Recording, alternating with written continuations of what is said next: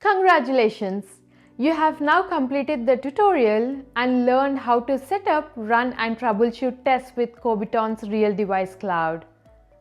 You have explored setting desired capabilities, connecting to real devices and handling common errors, all critical skills for ensuring your automated tests run smoothly in real-world scenarios.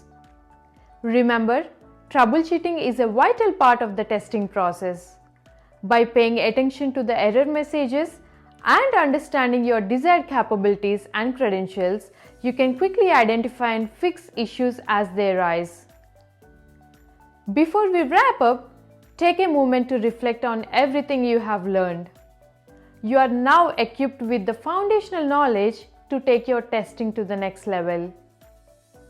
And of course, don't forget to check out the Kobiton dashboard for additional tools, insights and detailed logs to help you further optimize your tests. Now, to make sure you are ready for the next step, let's dive into a quick quiz to review the key points of this lesson. Best of luck and keep up the great work.